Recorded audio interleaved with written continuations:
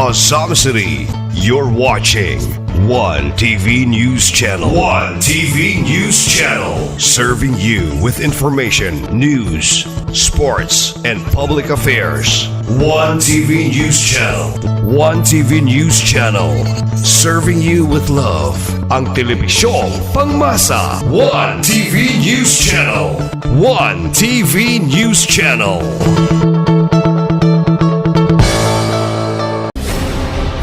One TV special report.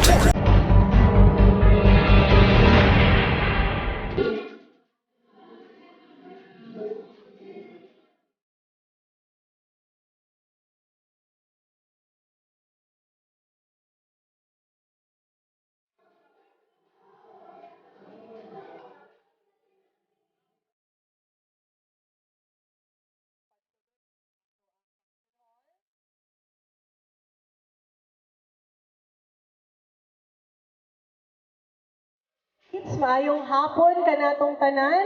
God is good and all the time. Thank you. So nana po'y giatubang nga problema, usa ka challenge, usa ka pagsulay ang probinsya sa Misamis Occidental.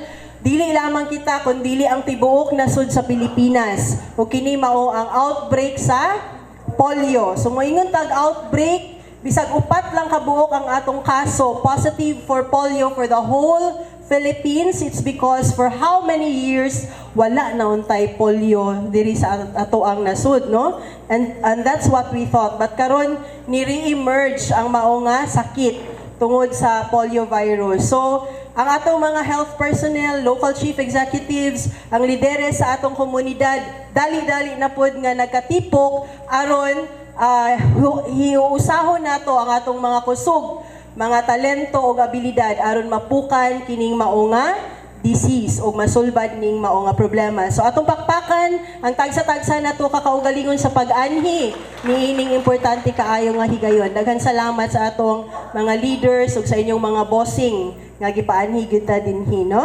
And without further ado, to officially welcome us to this beautiful city of OZAMIZ and to deliver the message of our beloved city mayor, Mayor Sancho Fernando F. Waminal, let us all welcome our SP Chairman on Health of the city of OZAMIZ for her opening remarks, Honorable Catherine C. Lim.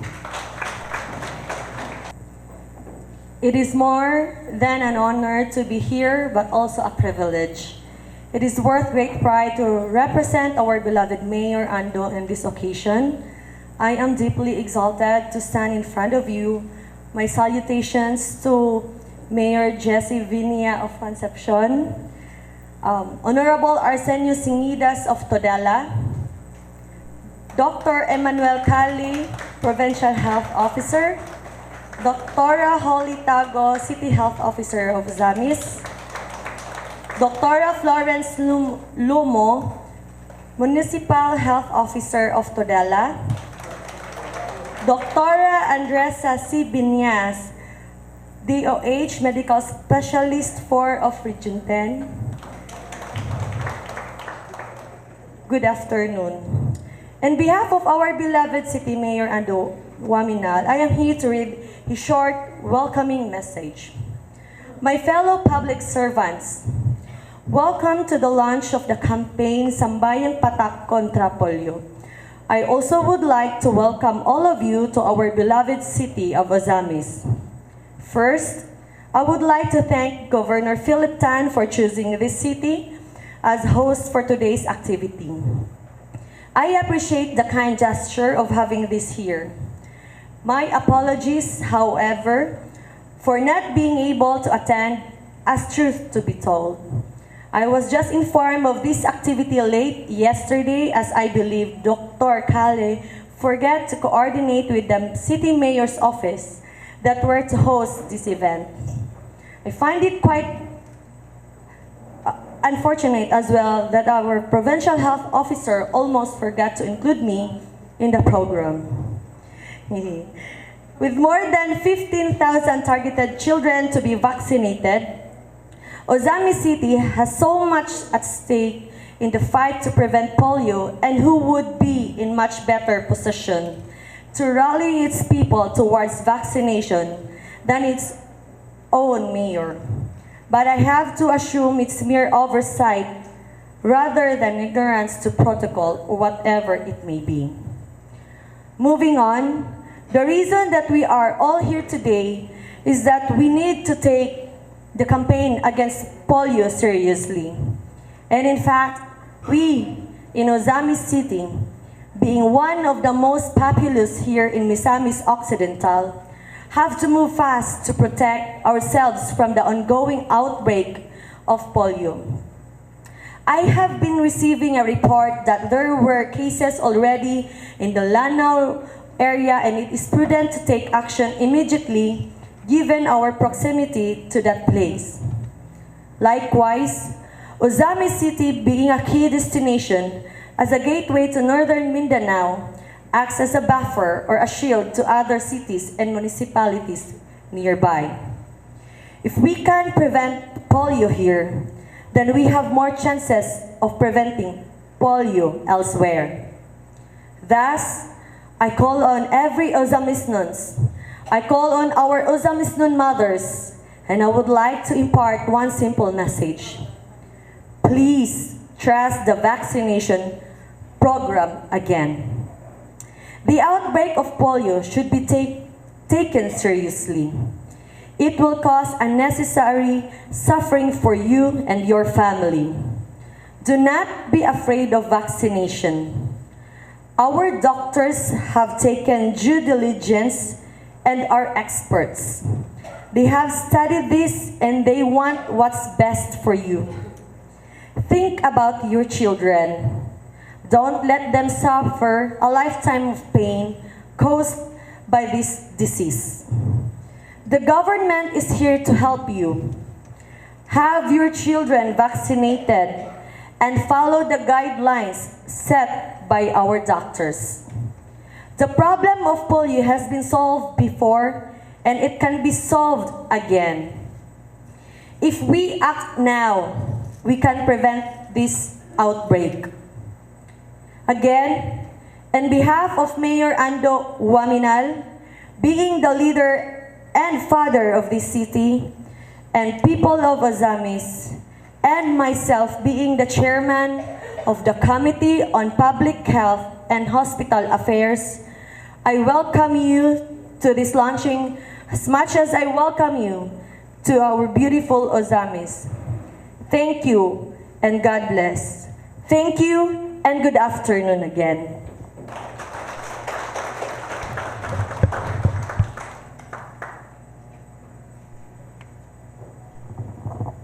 Thank you so much, Ma'am Katkat, and we respectfully apologize for the problem that occurred during the preparation, but please spare our newly appointed Provincial Health Officer to Dr. Kale because he was just officially appointed yesterday.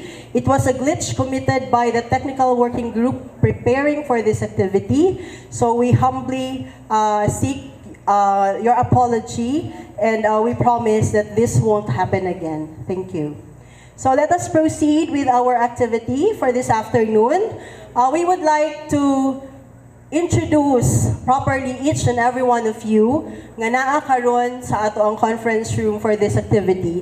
So to do that, may I call on the beautiful and the lovely Nurse 2 of PHO Technical Staff Division. Let's give a hand to Miss Lovely May Maghinay.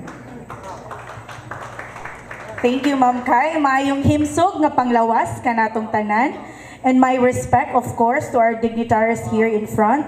Honorable Mayor Sancho Fernando Waminal, the City Mayor of OZAMIZ, represented, of course, by Honorable Katkat Lim, our SP Chairperson on Health in OZAMIZ City. We have here with us Mayor Jessie Vinia of Concepcion. Thank you, ma'am, for coming. We have, of course, Dr.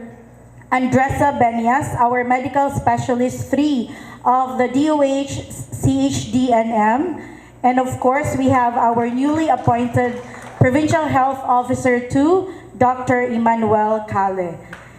Thank you.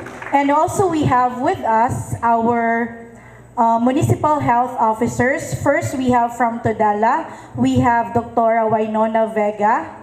Thank you, Doc. We have our MHO from Bonifacio, Dr. Florence Lomo. And also we have, of course, here from our beloved City Health Office in OZAMIZ City, we have Dr. Holly Tago. Thank you very much, Doc. Also, we have our public health nurses, our midwives, our BHWs. We also have our federated BHW presidents present here with us this afternoon. Thank you very much for coming. Also, we have our Pidoho Misamis Occidental, headed by our DMO5, Sir Rafaeleto Payet. Thank you. And also, we have our Provincial Health Office, the Chief of the Technical Division, headed by Dr. Hilbin Jose Sarigumba, and all the technical staff. And we have all our health personnel from the City Health Office of OZAMIZ, and also we have our media partners, no? We have the DXDD, KMTV, Dalit TV, the TUNGO Media, and the OZAMIZ Media. Thank you very much, mga ma'am and sir, for coming. And we have our mothers, ang atong mga bata po no, nga later on, tagaan sa atong bakuna, laban sa polio. Thank you very much for bringing your children here with us. And wala na ba yung nalimtan o acknowledge? Na-acknowledge na tanan? Media. Sorry, sir? One TV. Okay, thank you very much, sir, for coming.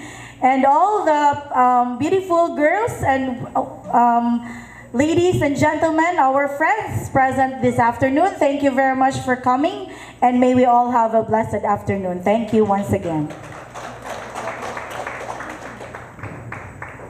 Thank you so much, Ma'am Lovely. And to proceed, we have with us, so we thank her so much for giving us the time and for coming over from Cagayan de Oro City. Sayo kaayo gyud ni siya nilarga para wala dili siya malate pag anhi, no? So she is medical specialist 3 of CHD Northern Mindanao and the head or the manager of the Special Concerns Division of the Department of Health Region 10. To give us a message for this afternoon's affair, let us all welcome with a warm round of applause, Dr. Andresa C. Benyas.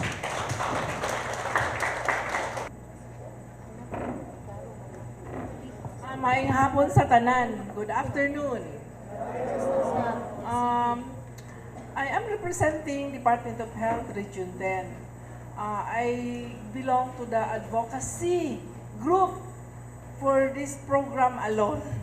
Kasi daghan mi gi-appoint para lang yun sa advocacy. I don't know kung naasad mo yung advocacy group, especially for the RHUs. Yesterday, I was in Hingoog City. I talked to the 2 radios there.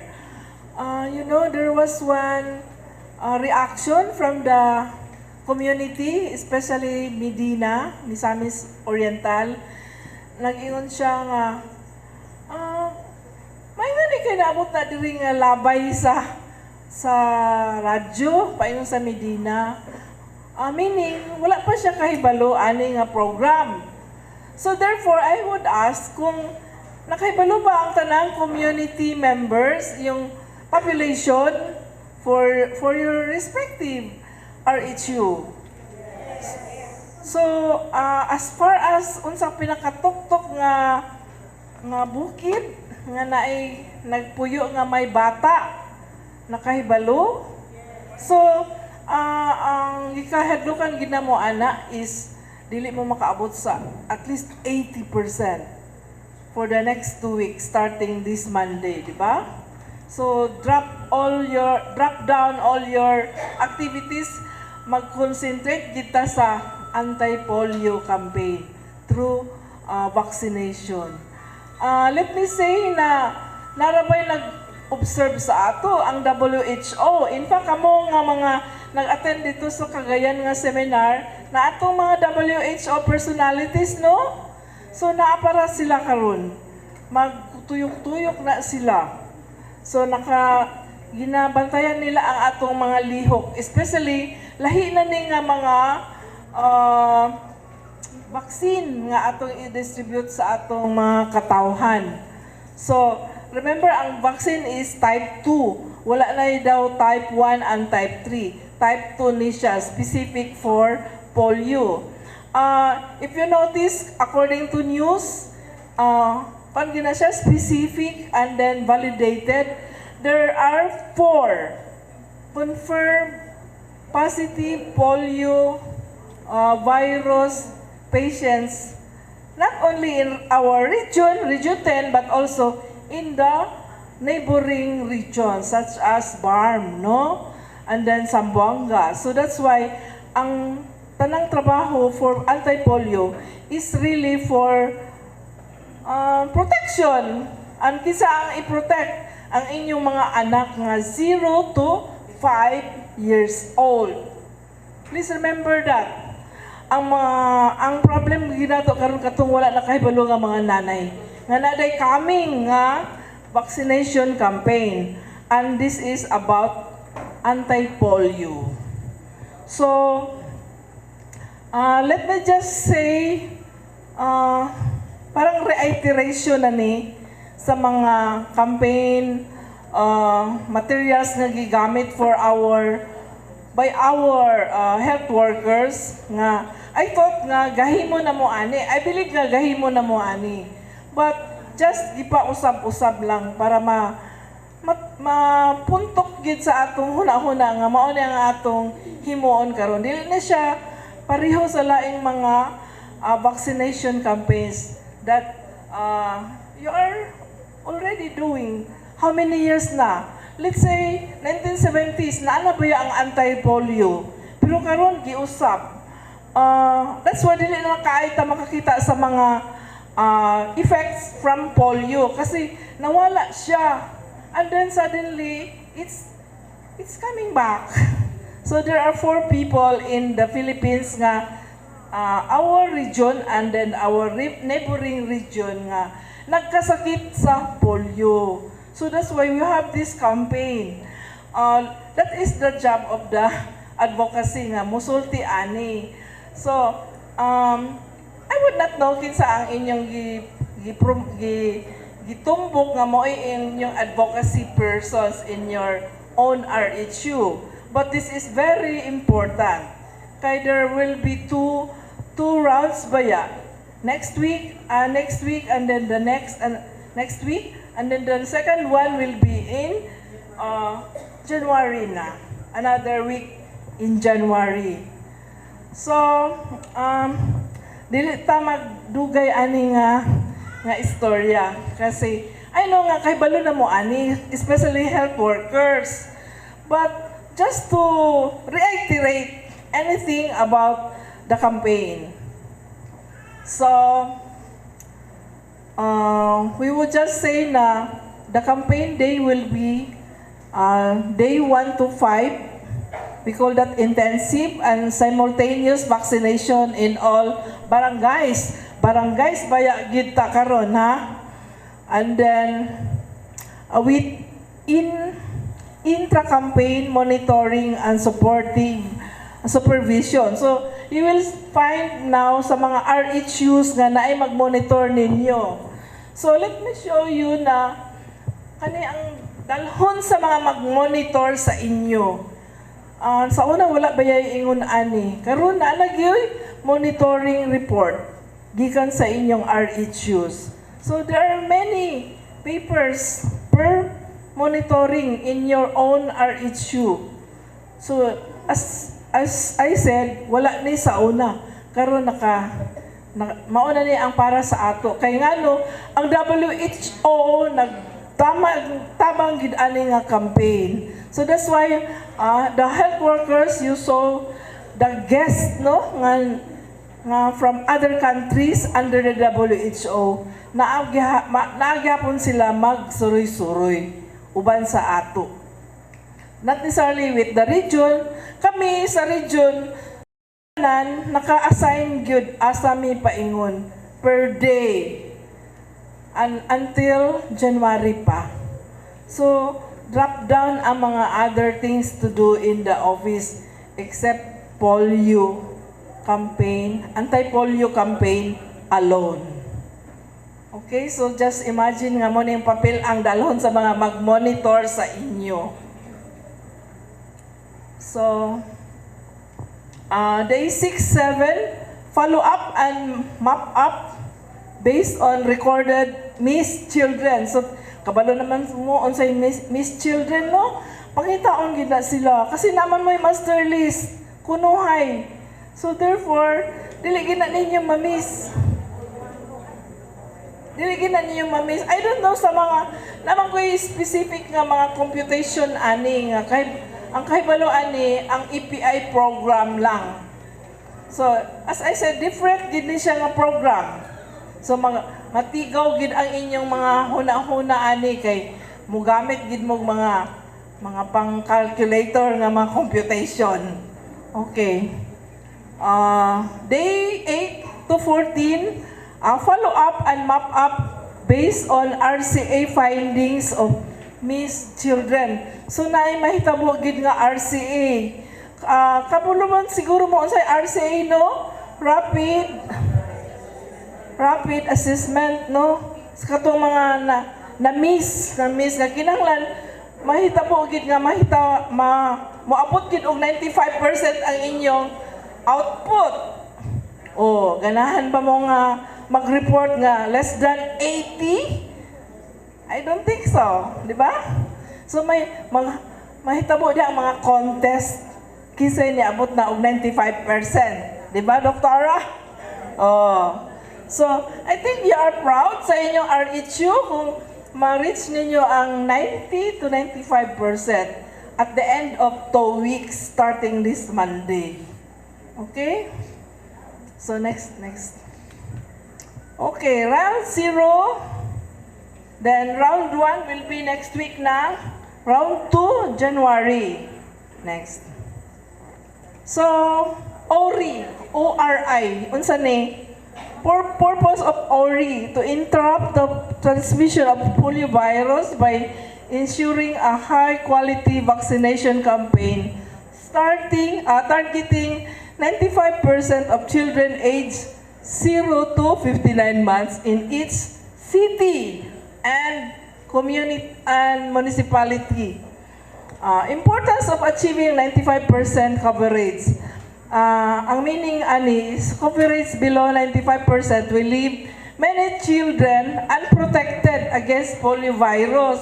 So that's why maabot kita 95%. At least ma-assure na to atong population nga protected na sila, the 0 to 5 years old. A low coverage with oral polio vaccine during the campaign rounds potentially might trigger re-emergence and possible recirculation of another polio virus in the coming years. Okay. So, kinsa inyong target population? Maayo man siguro kaayo mo ni debatian ni no unsa inyong target group, pila. So, before, many years ago, wala ni siya debate ani. Pero karon murag gadebatoy na sa mga EPI coordinators. Children 0 to 59 months, regardless of polio immunization status, will be given MOPV2. That's type 2 anti-polio vaccine. So target areas, that's your LGU. Diha nakabuta ang sa Manila na NCR. Pero actually, it's your own LGU. Duration, 14 to 27 October, especially sa Manila. And then this time, sa atong group, sa atong areas, this week, the next 2 weeks, and then January. Next. So, unsa man ang service delivery? Nandito na naman. House to house. House to house. Ang problema ni, kinsa pinakatuktok nga balay, atuan gid na. I don't know kung how to make it nga mo reach gid mo dito sa mga tuktok na mga balay sa mga kalain-laing bukid. Di ba na mo gyud namuyo dito? Ug naara pa yung mga bata. Oh. So how will you do it? Depende na sa inyong strategies. So sir, that will be the event coming. So house to house, and then sa urban like OZAMIZ City, TUNGO City, na may ginganlan og mga dense communities inside, especially mga nabihang low socio-economic level sa mga dense communities like mga slums, no? So that's one thing nga inyong another strategy that will be employed. Nakita ninyo din gated communities muna ang mga naay subdivision. Oh. Sa una we didn't mention about gated communities, pero karon gi-appeal na gid sila sa mga strategies. So health workers, take note. Unsaon na ninyo nga maabrihan ng mga gates sa mga, especially mga affluent. No, like OZAMIZ City, di ba? May mga kuana, mga subdivisions. Oo. So that's another thing nga maapil gid na sila. Dili kay pasagdan ninyo kay naa sila sa pediatrician. Fixed post, hospitals, health centers, rural health units. May mga punuan niya, let's say RHU, na sa laing group, walk-in nga children. So, di ba, namang yun mga walk-in. So you have two groups of clients, the walk-in and then katong inyong giadto sa balay-balay, per balay, no? So yun, So the strategies will be special vaccination sessions in the transport hubs, mga terminals. Naman may terminal din no? So, kisay ma-assign dito. Oh. Murag kada lungsod na ay terminal. Di ba? Oh. Lain pa ng terminal sa Kwan. Sige na ni? Pier. Oh. That pier, and then yung sa Atbang, another pier. Oh. Daycare centers, familiar naman mo ana, no? Cemeteries, kasi nag-start manggod ni atong undas. So na ay mga ngon ana. Under the bridge, may mga balay karon nga naa sa bridge, especially the poor. Na sila diha namuyo. Kagayan di oro naa sa under the bridge. Parks or open spaces, kanang open spaces na magudya mga lihigda matulog ang mga migrants, wala mga balay. So isa sana sa inyong mga strategy nga atuan, where some families with eligible children are living. High mobile groups like street children. Napa mo street children diri? Especially sa city, grabe na nagdaghan gina sila. You don't know asa na sila gikan, but high risk groups baya gid na sila.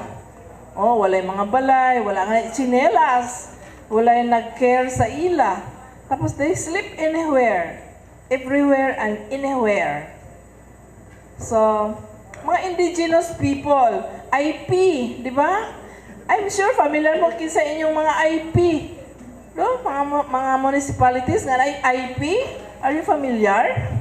So, isa po na sila nga, pero medyo kuan na sila ron, kanang educated na ang mga IPs compared sa previous years. So, makita din nyo sa inyong mga problema in the next 2 weeks. What do you think? Are you prepared? So, tanan diri ang MHO, no, present. Kay sila ra pag manager sa tanan nga mga RHUs. So makita niyo mga different problems that will occur the next 2 weeks. And then in January. So, next, ma'am, wala na. I think that's all that I have to say. Please form your own advocacy groups in your own RHU. Kay, I just realized nga daghan pag iday wala kahibalo ani nga programa. Di ba gi-mention sa atong MC nga sudden lang ni siya nga formation sa group. So just like you, kami sad nag-ingon nga paspas pod ni nga gihimo namo. Or in fact ang program manager ani wala na kay daghang kay problema. Especially nag-change gid ang style sa pag-compute sa inyong mga population. Actually, I don't know how they compute, but based on the EPI, kasi in our office, no, ang program manager sa EPI, mao lagi na iyang program. Kasi importante gid ang EPI sa ato. Take note nga, since middle of the year until this time, naanay mga threats on mga immunizable diseases nga kinahanglan atubangon ang problema. Just like your dengue, measles, di ba? Grabe ang nahitabo this year. Until now, nag-monitor pa min sa dengue and measles. And then this one, niabot. So that's pag mag-polio, dili na nimo matabang. Maybe okay pa ang measles, dali pa ang mga saan mo pag-treat. Pero sa polio, that's a lifetime consequence sa health. Once nga nagka-polio ka na. Okay lang siguro kung very, very mild. Pero what about kung naka sa moderate or severe nga life-threatening? One TV special report.